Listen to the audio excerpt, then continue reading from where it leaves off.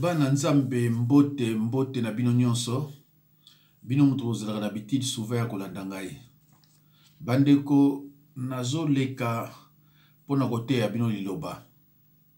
Parce que mosali na nzambe siko abimi ezalaka kaka pona koteya baninga liloba. Po liloba wana emeka ko changer ba mosusu oyo bazana nu na bobungi. Mateya ona nina teya pona loba boye ndeko na ngai soki osi obali. Soki obali pete. Mais soki obandi kobota bana. Kebaka na oyo ebanobima na munoko na yo. Soki obandi kobota. Kebaka na oyo ekobimaka na munoko na yo.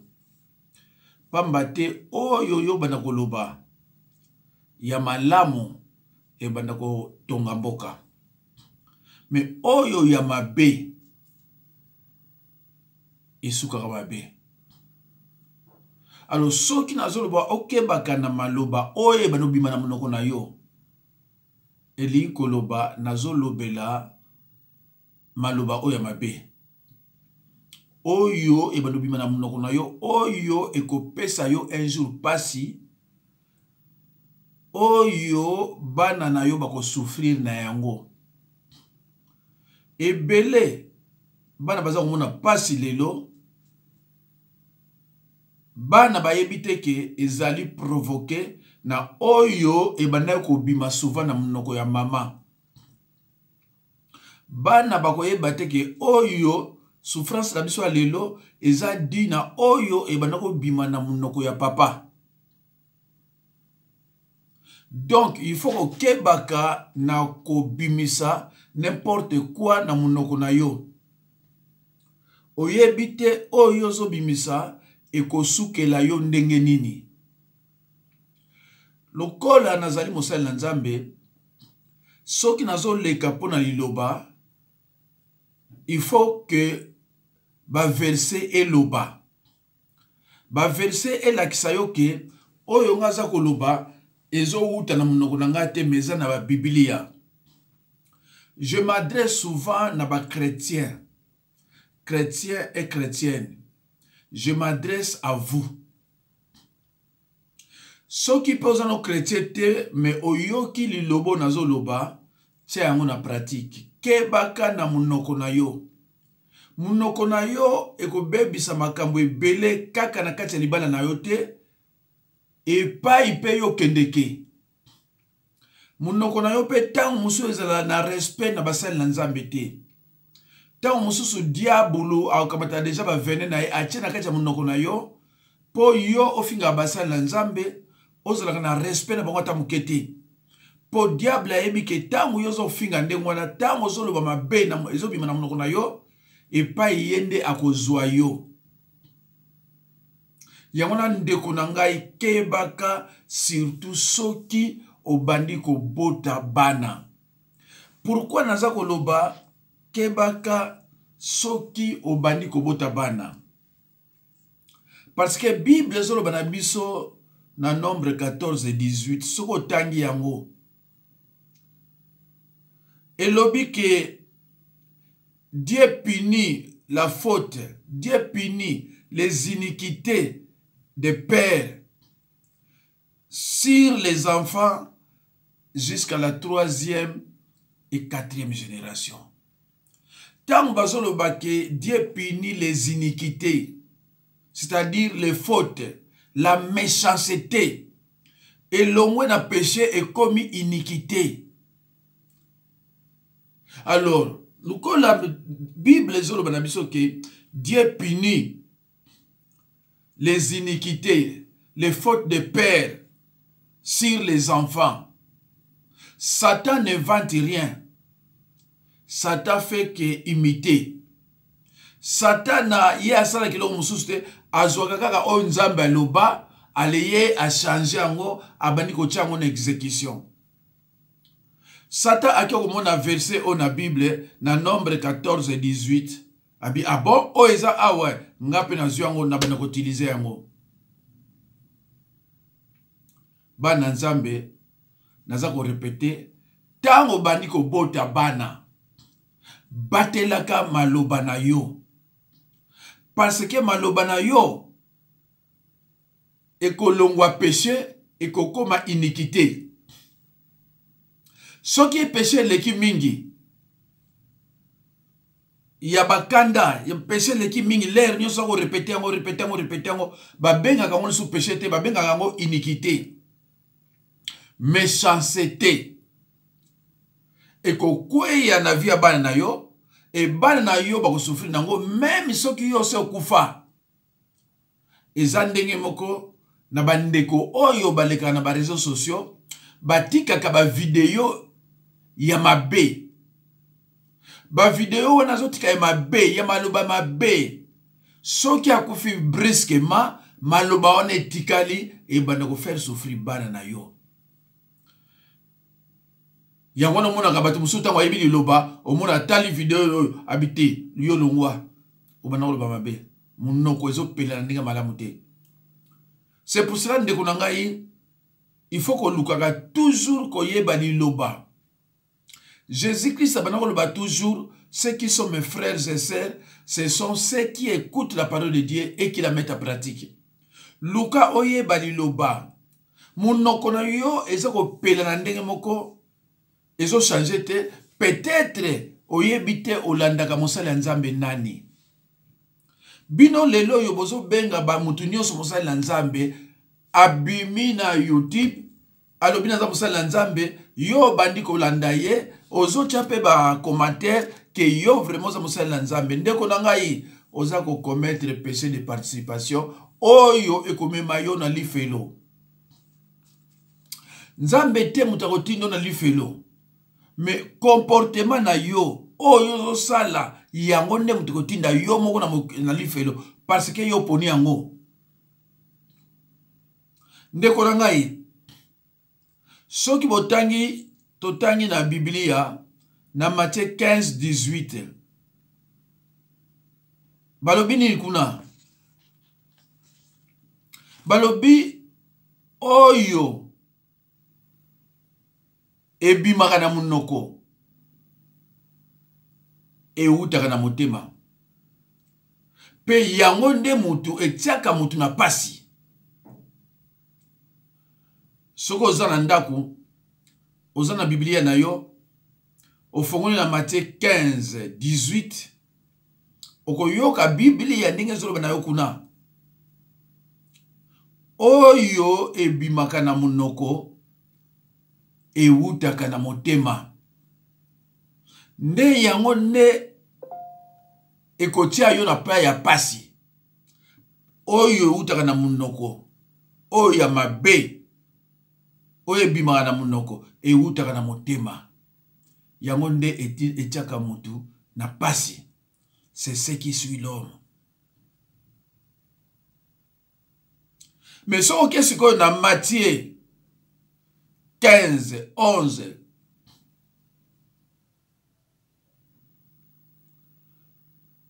Matthieu 15-11 ezoloba na nini? Ezoloba oyo ekotaka na munoko ekendeke na libumu. Pe babwaka kango epai ebombama dans un lieu secret. Yango te mutu epesaka mutu pasi. Oyo ekotaka na munoko ekendeke na libumu pe bimaka epai ozalaka yo moko. Yango te mutu epesaka mutu pasi. Wana Matthieu 15-11. Mais Matthieu 15-18 elobi oyo ebimaka na munoko eutaka na motema. C'est du cœur de l'homme, c'est de l'abondance du cœur que la bouche parle. Mabe tondi obandi ko bimisa. Munoko na biso basala yango pona ko exhorter, pona ko encourager, mais pona ko critiquer kaka te. So okena Psaume 101 verset 5. ezoloba calmonie kotonga batu na nkuku epekisami na Bible. Psaume 101 verset 5. Kotonga mutu na nkuku epekisami na Bible. Munoko na yo evandaka te. Ka kotonga, ka koloba makambo mabe, kotonga, koloba makambo mabe, ezosila te. Yango nde mutu kopesa yo pasi. Mais soki bokesi kotanga na Ephésiens 4:27. Okomona na Ephésiens 4:27, eza verset moko muke. Ezoloba, ne donnez pas l'accès au diable. Kopesa nzela na satana te po yende abanda ko attaquer yo. Parce que ye asakanaka te. Ye azelaka po attaquer yo, po asaloma be, il faut osala na lisumu. Azelaka yango. Soko péché, ye a tele milieu siko. Parce que alobaka na Bible, en Apocalypse, je suis l'accusateur. N'Apocalypse, on ne jamais que Yazali Satan. Alors, non, moi je suis l'accusateur. C'est-à-dire l'accusateur des croyants. Des croyants nés de nouveau. Dès qu'on a eu un verset biblique, on a dit yo, salisa yo, soko lingaka liloba. Et belé baza comme on a passi. Ba passi so le kaye na vie. Pona nini alingi liloba te. Soko azui Biblia po tanga, azotanga presse. Alingi liloba te. Or que Yesu masi azol baler nyonso. Oyo azande konanga. Ezali baninga oyo balingi liloba. Pe baza ko tchali liloba na misala. Ndeko nanga lobiko na yo ezali na liloba na losambo. Pamba te bitumba otozo na yango eza bitumba ya molimo, eza bitumba ya makofite. Mi batu balingi liloba te, yango na bozo ke luka ba faux pasteur na ba sataniste o ba uti ko lia batu, yo ba niko benge mosali na Nzambe. Me ye moko ayebisa yo ke nga na uta ikuna basenga yenga batu. Me yo ozo na raisonnement te. Combien de fois on explique yo bande konangai? Yo muto so landanga ozo na ndokite. Est-ce que bako sengo muto? Parce que avant ba senga yo mutu, il faut ba fongolo na no misu. Misu oza parallèle, oza ndenge motina oya biso. Soki ba fongolo yo misu wana, après ba sengi yo mutu. Jamais osanga misu na bo ma senga yo mutu, ba senga ndenge ni. Alors so ba sengi yo mutu, donc oza déjà ndoki. So ba sengi ka mutu, bat oza déjà ndoki. Jamais ba ko senga yo batu, so oza ndoki te. Mais bolingi ko yoka te. Po mutu aso ya kosa yo. Kinga na boya kananga. Te. Nzambe alokotaka sataniste te. Nzambe alokotaka ba oyo ya ye. Nzambe alokotaka ba oyo ya ye. Tomona na Bible te et pas nzambe azoko lokota sorcier, to azoko lokota sataniste na Bible zate. Pasi ozo komona ndeko na ngai. Oyebite nani aza musali na Nzambe. Oyebite nani aza pasteur. Ozo kino na mateya ya mutu bazo benga frère. Ye frère azaleti yo frère. Yo bandi kolanda ye. Azana moment moko azaka bloqué. Ayebite makambo yo tuna ye. Bible lubina yo kende pa ya pasteur. Yo ozo ko distinguer te nani pasteur, nani frère. Nani akote ya yo. Mais ce qui yon de konanga na vie, mutazote ya yo komo na ye frère, c'est kozana musika. C'est kozana musika. Alors ne konanga ye, na Ephésiens 4:27. Na Ephésiens 4:27 balbi ne donnez pas l'accès au diable point. Eza verset pour comme couser. Munoko na yo ekoya ko pesa Satan avantage ya kosalo mabe. Nazalaka na mwasi moko ya monanga ya muluba. Tangu naza kote ya ye albi papa. Nga naza na isasa. Na loba ili loba pa ya mwana moko mwasi. Petite fille moko quartier bana osaka nanga. Na ba na ye yo ndengo osaka nanga un jour. nakoboma yo. Nakobeta yo pe nakoboma yo. Et les gars, ils sont 3 jours, 4 jours. Moi, dans mon 4 sa presse boba. Banyati a koufi. Batu bayoka ki ndenge ya loba yike un jour ngana koboma yo. Balandi endo ki baniya ba boma ye. Cousin na ye a foutu les billets à Kimisie a wana poto. Na tune makamozo epsa mbalo ya bien habité. Munoko. Satan soka souvent oyo ebimana munoko na biso. Ye achaka una misala. Satan kozwa oyo ezo bimana munoko na yo. Koloba jamais que moi nanga oza vilain. Ogo mona un certain temps elongi mwana yo ndenge oloba ike elongi neza vilain neti tatale kinaye elongi na ye pesa mona mukeba ndiko se transformer neti. Munoko na yo même na bana na yo faut bimisa maloba ya bien. Moi nanga kozala médecin, moi nanga kozala université, moi nanga obala, moi nanga kobota bana kitoko. But il faut maloba kitoko nde mito bimana na munoko na yo. Soki yo moko para ozo bisape maloba ba bepa bana yo ndenge ozoloba ndenge pe ekomela bango. Lobaka bana mwana ngai besprit na ye kozonga ndenge zalaka. Boko ka ete so boza problème ne boye na moyi na butute. Ngana za papa na ye, surtout yo papa, parce que les enfants, c'est le papa qui bénit les enfants. Faut que la Bible bien.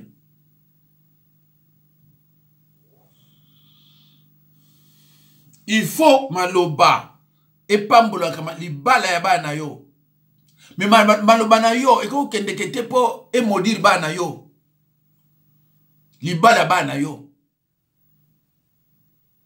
Owe ko bebisa libala ya bana yo, ya mwana yo, kaka na maloba na yo, ozandoki te. Mais maloba ya mabe ozo bimana munoko na yo, eza maloba ya ndenge moko na bandoki. Alors siko bandoki ba kozwa yango, ba lambi yango, ba utiliser yango. Yo mutoko bimandoki siko. Parce que ndeko nanga, mayele ndoki azana ngo yo zana ngote. Mayele ndoki azana ngo yo zana ngote. Un vrai politicien c'est un sorcier. Un vrai politicien c'est un sorcier.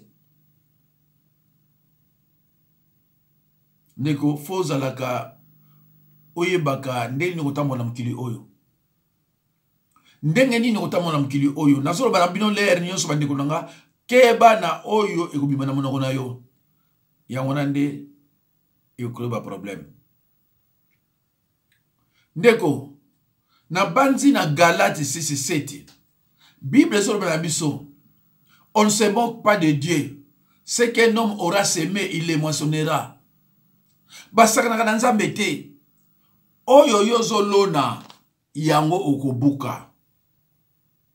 Soko zo lona na malamu, okolona na malamu. Mais soko zo lona na mabe, okolona ya mabe. Mais ndeko foye bake, tango Bible zoloba, c'est lui qui sème. La semence, c'est la multiplication. Na lingala na ebite sona koloba onene. La semence, c'est la multiplication. Soko zo lona bakuba mibale, okolona, okobota, okobuka, lemsusu 15, lemsu 10, lemsu 20, lemsu 5, lemsu 9. Mais yo lona ika bakuba mibale, mais c'est un miracle. Yo lona ika mibale, mais tango zo bota, ole bota moko, ezo bota mibale. Yo loni mukokoli ya manga. Mais mukokoli ya manga nata ngobota, e bandi kobota ebele. La semence, c'est la multiplication. Ndeko niko yebali loba. Lisumu oyo sala mukolo ko futa yango. Omona ememile ba maladi ebele. Mutu pasi, cancer pa iboye, lokolokotoyo, lokotoko. La semence, c'est la multiplication. Ndeko nangai. Luka Olanda kaliloba ya pasteur oyo yebi ka yebi liloba. Eko change la makomebele. Eko change yo na makambu ebele. Eko change etamboli na yo. Eko change elobeli na yo. Eko change comportement na yo. Bane ebele bazo souffrir pour na comportement ya ba mama na bango. Bane ebele bazo souffrir pour na ba comportement ya ba papa na bango. Baparents na bango bazaki na patience te. Bazaki na tolérance te. Babane ko agir, brum, il faut agir. Conséquence, yango na nombre 14 et 18. Il punit les iniquités, les fautes des parents sur les fils de la 3e jusqu'à la 4e génération. Mabe oyo salaka tala lilo ndenge ekokute bana cher. Pas seulement les loba, soko kako bandi ko bota, ozala mobali ozala mwasi, kaka malobate, comportement no peut faut changer parce que batu baye na kati ya libala na bino bana o nzambe atindeli bino. Mais bana on a ce qu'on a fragile.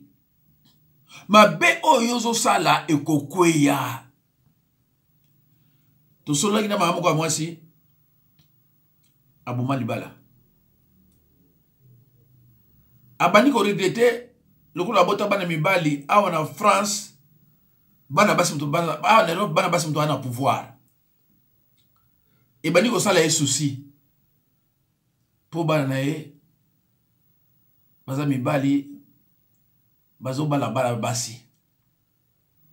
Na bisi mama ozo regrete wana te. Ozo regrete oyo yo salaka papa na bango oya bengisa ka na poto awa bofa na ibo boti bana oyo. Ozo yeba ke o nga na salaka papa na bango yango na bakosala bazo bakosala ba boyete ya bien ngabi mais bako souffrir oyo yo salaki papa na bango ko okenda na bana nga na bokola ka bana nga moko ngai boy oyo yo salaki ekolanda bana wana. C'est pour cela il faut confesser suivi de repentance sincère pour être touché bana wana te. Sinon te 100% baza obligé faut baza la victime bango pe basi faut banyo kola bango. Bango pe basi faut ba monela bango parce que yo monela ka tata na bango parce que yo salaka boye ndeko na ngai kebaka na comportement na yo soki obandi ko bota. Soki obandi ko bota kebaka na oyo zo sala. Nazo ka basi bele balobaka ah ngakutu nazo silaka ye tike na ye o abengisela nga. Ah bon? Ozongisa ka ye tike na ye o abengisela ka yo bongo souffle na ye ozongisa ki yango. Ozongisa ki biye na ye mais souffle. Pema na ye. O bana ko bimisa ko téléphone ka yo ko telema ko no lukaka boyi po yo ya. Est-ce que souffle po ozongisa ki yango? Ils ont loko bazong sakate. Omoni pa okangami. Yango no moni a même après délivrance, ils ont baka mususu. Délivrance c'est la bala mon côté. Donc a joué délivrance mais ça sauveté. Pourquoi ça sauveté? Luka oyeba les 10 lépreux. Les 10 lépreux au Jésus-Christ à Bixaki. 9 kaka bango tout bazaki délivré. Mais moi ka muto azalaki reconnaissant. Mais bah on va qui délivrer bah qui sauver mais oh yo moko wana a qui délivrer peut sauver il faut y basiko yo sauver na délivrance ndeko langa soki yo lukaka mosala nzambe solo oyebi luba oko changer oko sala transformer wana zalaki entre parenthèses bandeko tozongi susu na proverbe 18-21. Dans Proverbe 18-21, Bible dit la mort et la vie sont au pouvoir de la langue.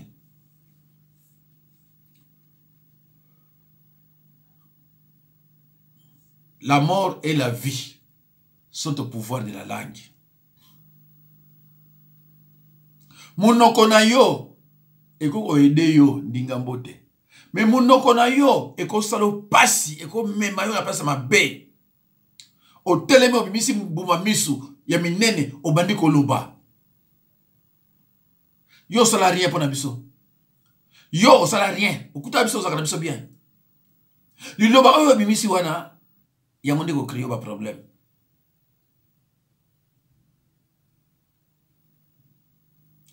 Bande konanga pour ko sukisa. Bofo la Bible na Job 5-6. Na Job 5-6, le malheur ne sort pas de la poussière. Tout malheur a une cause. Pasi pe minyokol e utra na mabelete. Pasi nyonso ozomona eza ne place e utaki. Le malheur ne sort pas de la poussière. Pasi oyo ozomona ko eza na pai yango e uta. Te mosusu yo yebi e pai e uti.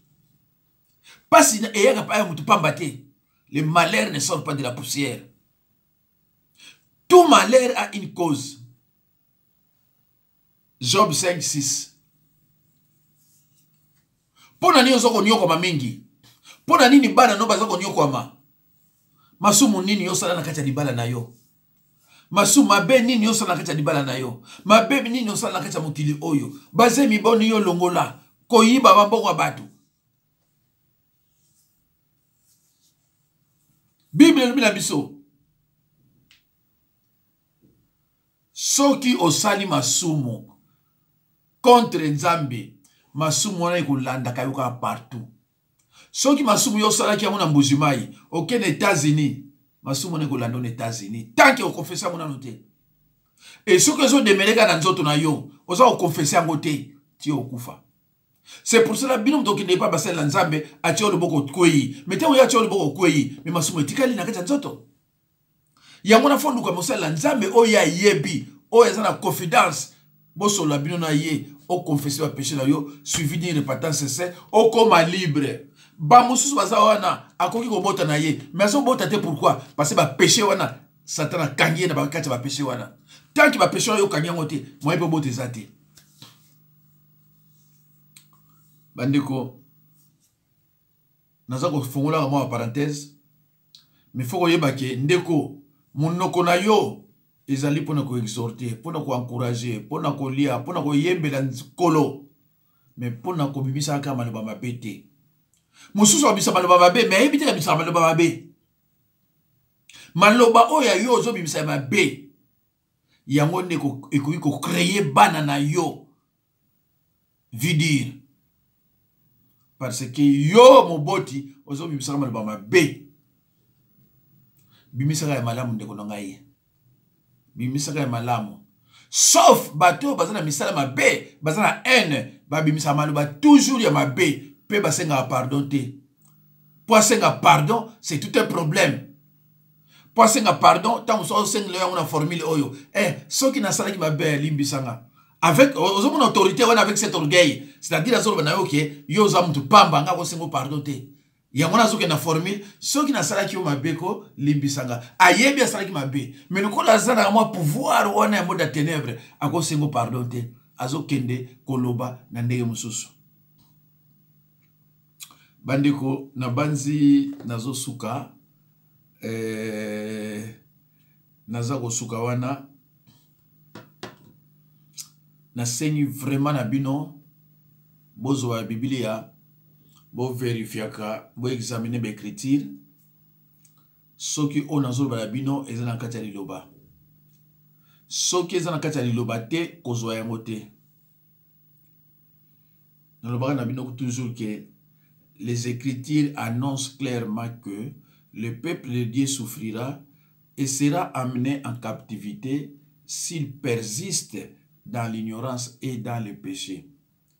Osée 4,6 nous dit, mon peuple est détruit parce qu'il lui manque de connaissance.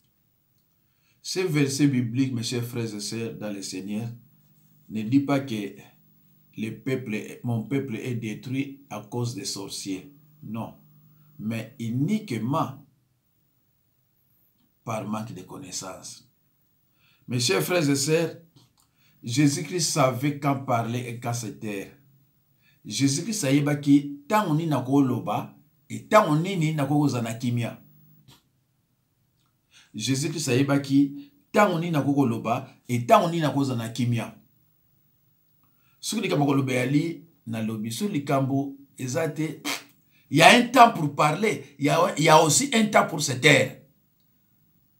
Bozo Bible Jean 18 33 à 37. Jean 18 33 à 37, Jean 19, 8 à 11, Jean 19, 8 à 11, Jean 16, 12. Ouais. Donc, Jean 18, 33 à 37. Jean 19, 8 à 11. Jean 16, 12. Merci beaucoup. Nzambe apambola bino. Nzambe apambola bino. Bolinga liloba. Eloko ko ede biso na vie. Ezaka lilobela mususu te. Eloko ko ede biso na yo nga na yo na vie. Ezaka liloba. Ezelo mususu te. Vraiment Nzambe aza na bino. Numéro nanga naza sili boza na yango 06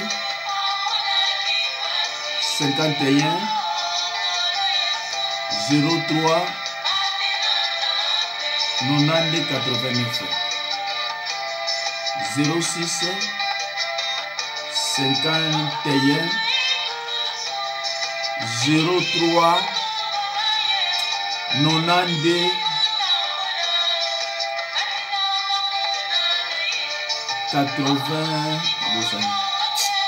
89.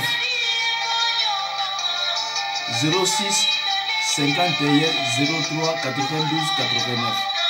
Merci bana Nzambe. Nzambe apambola bino. Tokutani lisusu na mosusu.